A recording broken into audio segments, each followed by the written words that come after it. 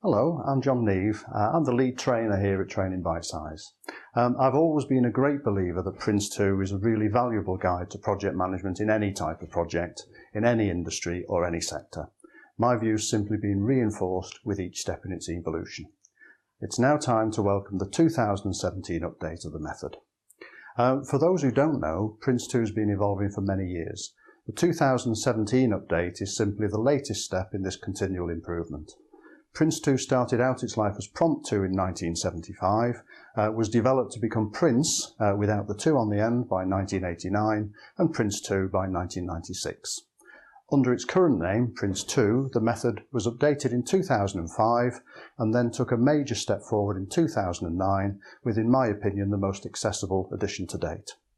A point worth noting is that the new manual has been produced with the support of the lead author of that 2009 edition and also the author of Prince2 Agile.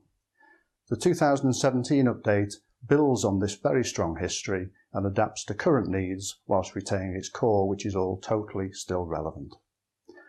Many course delegates, however, have some difficulty seeing exactly how Prince2 could be implemented in their specific organisations. Prince2 has always been completely tailorable.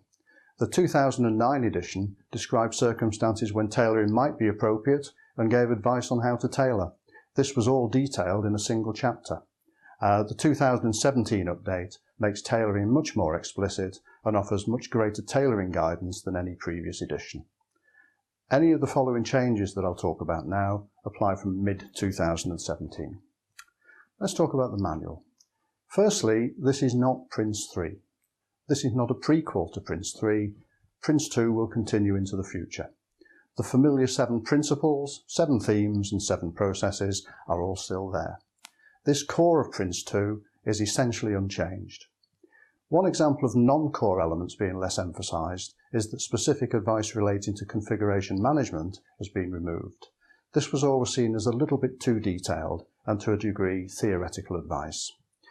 The 2017 update includes practical guidance, examples, hints and tips to help anyone implementing the method.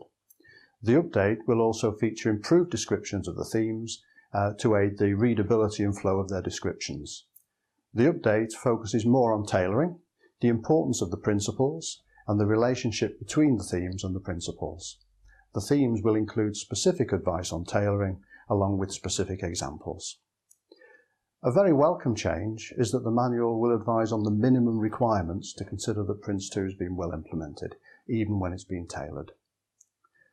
Many organisations now take an agile approach to project management. The new manual acknowledges this and makes specific references to Prince2 Agile.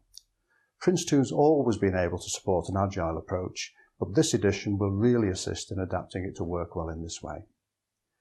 All of these changes initially apply to the English edition of the manual.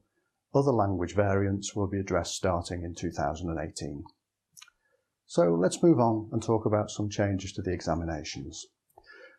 The foundation and practitioner examinations will both become slightly more difficult. That's the bad news. The good news is both will have reduced numbers of questions. The foundation examination will now contain 60 questions rather than 75, and the practitioner examination will contain 75 rather than 80 questions.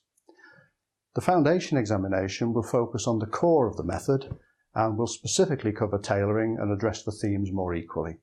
It will also focus more on the principles. There will, however, be fewer negative questions and list-style questions. The practitioner examinations will cover all areas of the method and will include more emphasis on the principles and less focus on the management products. There'll be a reduction in the amount of additional information required to answer questions, and the not very popular assertion, reason and multiple response style questions will be removed. The good news, though, for those who prefer the 2009 style examinations, is that they will be available till the end of 2017. For those who are already qualified at practitioner level, your current practitioner certificate will expire at the date on the certificate. In future, though, there will be no re-registration examination, and registered practitioners will need to resit a full practitioner examination every 3 years. There is, however, an alternative to remain registered, which is to subscribe to the membership programme and gain a minimum of 45 continuing professional development points over the same 3-year period. Now, this is a very brief overview of the changes. I think even from this brief overview, you could agree that Prince2 has yet again continued to improve, and I hope you found this brief update useful. If you'd like any further information or guidance on what to do next, please follow up the information shown over my shoulder. Thank you for listening. Bye-bye.